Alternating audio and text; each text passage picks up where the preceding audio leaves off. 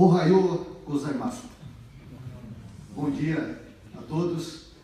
Cumprimentar de modo muito especial nosso ministro Roberto Rodrigues e também os senadores da República, Aloysio, senador Ferraz, prestigia esse evento, nosso embaixador do Brasil, do Japão, embaixador Lago, senhoras e senhores. A vantagem de falar por último é que você pega um gancho de todas as apresentações que passaram, né? A desvantagem é que o nosso moderador já falou que eu preciso ser rápido aqui, não posso, nosso tempo ficou curto. Mas nós vamos procurar ser bem objetivo para falar um pouquinho sobre a agricultura brasileira. Como já foi dito aqui pelos meus antecessores, o mundo hoje se preocupa com a segurança alimentar, a sustentabilidade, que precisam estar em consonância. E recentemente eu estive, na segunda-feira para ser exato, participando de um painel na FAO, e lá nós falávamos e que infelizmente muitas informações que saem na imprensa, que são divulgadas sobre a agricultura brasileira, não condizem com a realidade.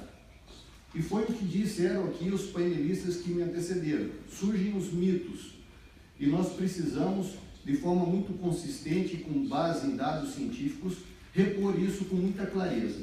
E é o que nós vamos procurar fazer nesse momento.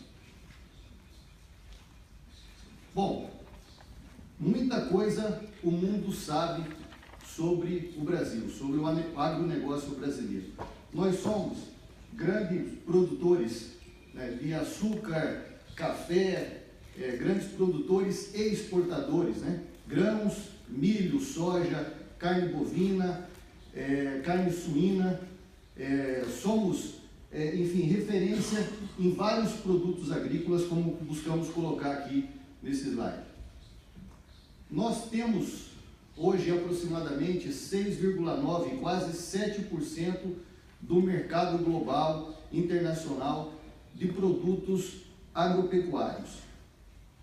Para se ter uma ideia, na comunidade europeia nós temos 9,6%, Estados Unidos 2,9%, China 17,2%, e aqui no Japão nós temos somente 4,6%. E é o que nós vamos buscar intensificar, a participação do Brasil no mercado global. O que poucos sabem, os dados que eu apresentei agora, o mundo sabe. Agora, o que poucos sabem é que o Brasil produz de modo sustentável. O Brasil, hoje, e aí foi discutido já numa Assembleia Geral da ONU em 2015, vários pontos para que nós possamos ter um mundo mais justo, mais desenvolvido, de modo sustentável. E dentre os vários objetivos, nós temos alguns que o Brasil se encaixa perfeitamente e que vem principalmente para tratar da segurança alimentar, para tentar buscar exterminar a fome no mundo. E o Brasil tem um papel importante nisso. O Brasil tem a lei ambiental mais rigorosa do mundo. Para se ter uma ideia, em alguns casos, apenas 20% de uma propriedade rural se permite que ela seja explorada para a produção de alimento. Em alguns casos, 80% da área precisa estar intacta, precisa estar preservada. E com isso, o Brasil hoje tem 61% das suas terras cobertas por mata nativa. Isso é um número significativo, impressionante e que poucos sabem. Dentro do território preservado do Brasil caberia uma Europa inteira e ainda sobraria espaço ainda para alguns grandes países como França ou Alemanha. Enfim, dessa área que nós temos hoje no Brasil, apenas, podemos ver, 19,7% é usado para pecuária e 8%, ou melhor, 8% usado para agricultura. Dentro das propriedades que produzem alimentos no Brasil, 11% são preservados, ou seja, 11% das propriedades de média estão preservadas, ou seja, são matas nativas, além daquela reserva legal. Cabe destacar ainda que a nossa legislação ambiental, ela exige que as cabeceiras e os leitos dos rios sejam preservados. O Brasil produz alimento de forma eficiente. Nós vamos olhar rapidamente a seguir a nossa produtividade, que vem sendo crescente, ou seja, estamos produzindo mais sem a necessidade de abrir novas áreas. Nós produzimos com sustentabilidade, também é fruto não só da legislação rígida brasileira e da fiscalização, mas também da consciência ambiental dos nossos produtores rurais. Produzimos com segurança sanitária e fitossanitária. Recentemente, a equivalência sanitária do Brasil foi reconhecido equivalência com os Estados Unidos, que é um país muito rigoroso nesse aspecto. E nós produzimos também com consciência social. Os nossos produtores rurais entendem que temos que banir o trabalho escravo e o trabalho infantil. Então, tudo isso coloca o Brasil numa posição de referência dentro do agronegócio. Agora, nós queremos mais. E foi por isso que, recentemente, o ministro Blário Maggi, o ministro da Agricultura, com total apoio e incentivo do presidente da República, Michel Temer, lançou o Plano Agro Mais. O Plano Agro Mais é uma iniciativa que busca a desburocratização do setor do agronegócio brasileiro. Nós chamamos os setores produtivos e perguntamos aonde o Estado atrapalha o desenvolvimento do setor, aonde nós podemos ser mais eficientes. E depois de ouvir o setor, 315 demandas nos foram apresentadas. Isso já chegou agora a 355 aproximadamente. Dessas demandas apresentadas, 69 soluções nós apresentamos no lançamento do plano. Hoje, mais de 100 gargalos para o setor produtivo já foi resolvido, já foi solucionado. Isso nos dará ainda mais eficiência. Mas o Plano Agro Mais também é um plano de inclusão, porque nós não queremos que ninguém fique para trás. Nós queremos aumentar a nossa participação no mercado global, e para isso nós temos que fazer com que a cadeia produtiva brasileira, ou seja, aqueles produtos que ainda não estão na pauta de exportação e que nós temos o potencial para levar ao mundo, para que ele se insira. Então nós não queremos deixar ninguém para trás, nós vamos estimular lá, além daqueles que tradicionalmente já têm o mercado, mas nós vamos estimular frutas, nós vamos estimular o setor de vinhos, o setor de espumantes, enfim, o setor de lácteos. Nós queremos que todos os atores do agronegócio brasileiro participem disso. E mais, nós queremos que o pequeno e o médio produtor também se faça presente. Por isso, é um plano de inclusão. E quando eu falo de plano de inclusão, eu vou dizer logo adiante a importância de nós termos o pequeno e o médio produtor, a agricultura familiar, fazendo parte desse desenvolvimento. E vou falar também sobre os subsídios, quando nós falamos de segurança alimentar no mundo.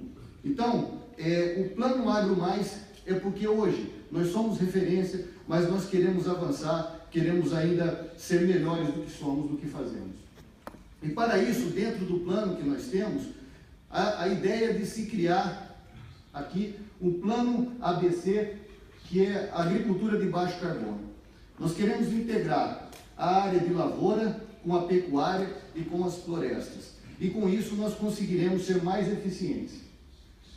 Como já disse, esse gráfico demonstra a nossa produtividade. Nós temos conseguido manter as áreas de produção aberta.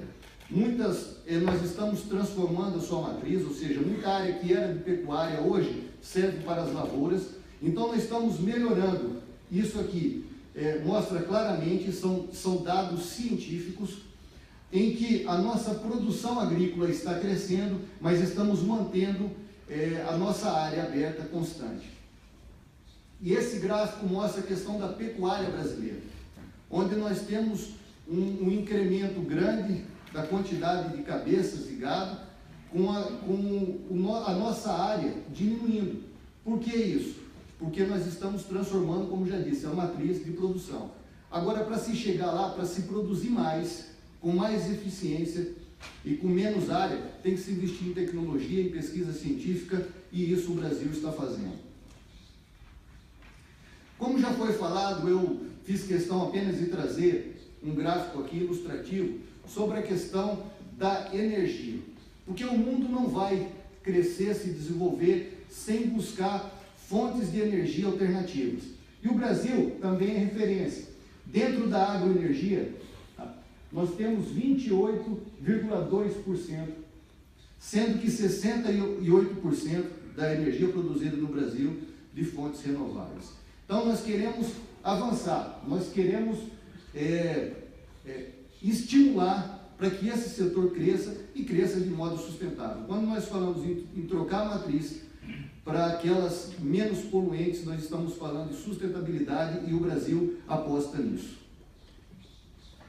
Hoje, nós temos consciência do papel do Brasil.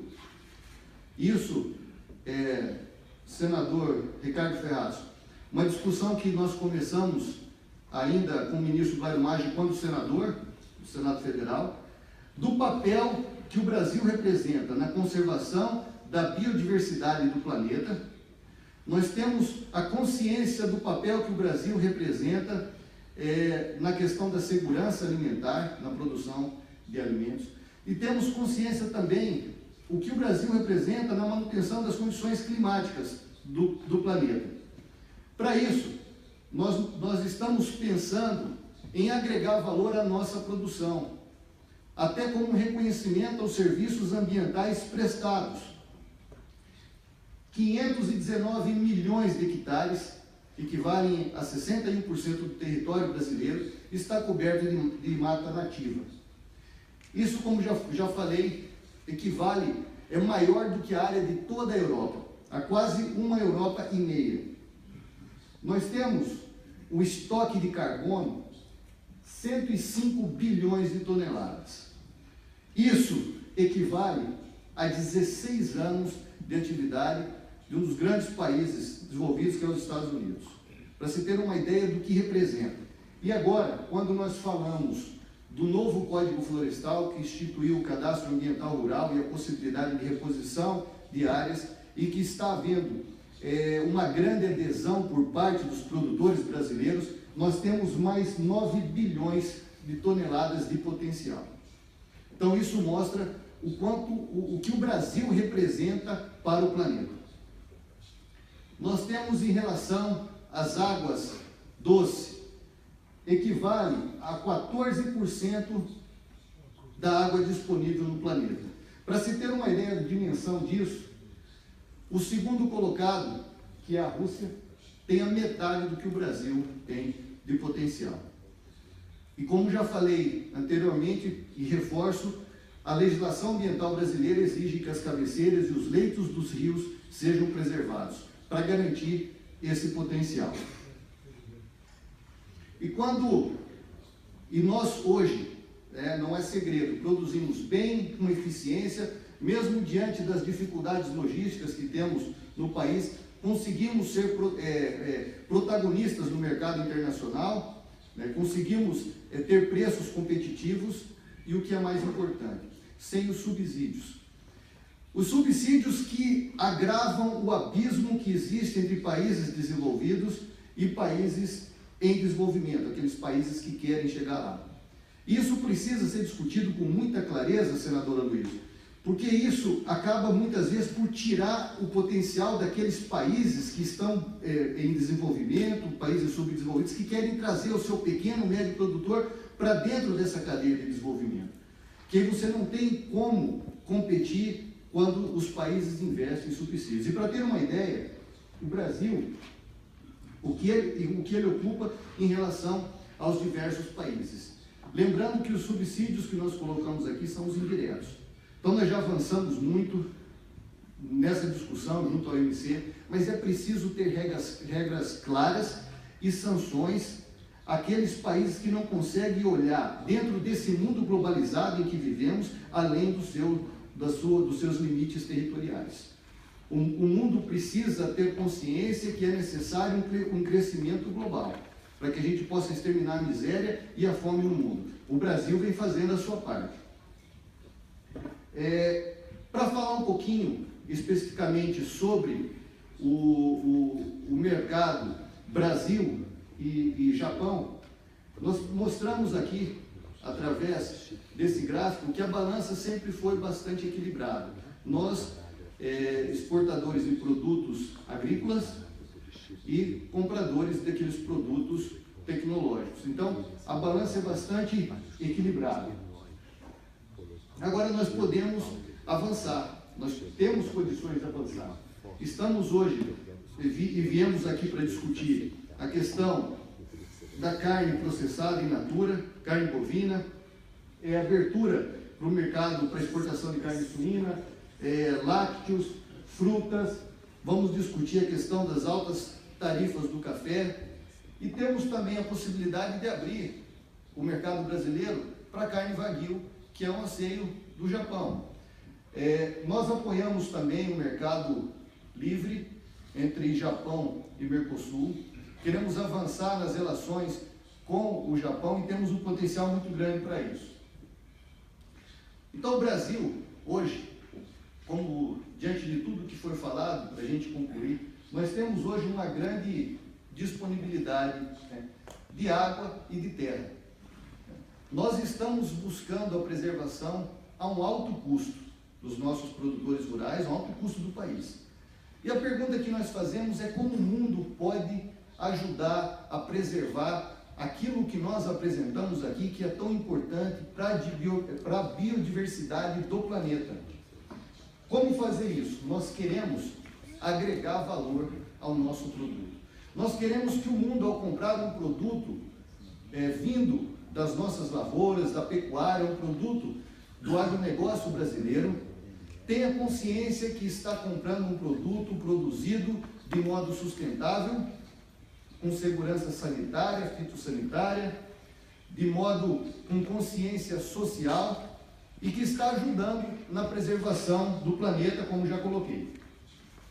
Nós temos hoje avançado, estimulado a questão das pesquisas científicas e é isso que nos dá a possibilidade de aumentar a produtividade, aumentar a produção, mantendo áreas intactas, ou seja, sem a abertura de novas áreas. O Brasil tem uma oportunidade muito grande para investimentos na área logística, que é outra questão que nós vamos discutir aqui com empresários e com o governo japonês. Nós temos hoje gargalos na área logística e o presidente Michel Temer já demonstrou aí um interesse muito grande em desafogar, em fazer com que esses gargalos sejam superados para que a gente possa ser mais produtivo. E o ministro Blairo Maggi já determinou que a Embrapa faça um estudo levantando quais são os gargalos da logística brasileira, com um mapa do Brasil aberto, sem as interferências regionais, para que a gente possa perceber onde nós podemos avançar com menor investimento e com maior resultado, aonde precisam necessariamente haver gastos diretos do governo e aonde nós podemos fazer parcerias com a iniciativa privada. Então isso está sendo trabalhado. Eu quero aqui agradecer a presença de todos e dizer que nós temos um desafio muito grande, que é garantir sempre um preço estável na produção agrícola brasileira. Quando se fala em segurança alimentar, isso não pode ser desprezado. Preços muito altos dos produtos causam desabastecimento e fome. Preços muito baixos desestimulam a produção para o ano seguinte e que vai comprometer a segurança alimentar mundial. Então, são pilares que nós não podemos desprezar, que nós temos que estar atentos e o Brasil vem fazendo a sua parte. Nós temos que garantir produtos de qualidade, produtos produzidos de modo sustentável e a um baixo custo, um custo que compense, e é assim que nós vamos eliminar a fome, mantendo aqueles pilares que o mundo hoje se preocupa: segurança alimentar, sustentabilidade e desenvolvimento. Muito obrigado a todos. Arigatou gozaimasu.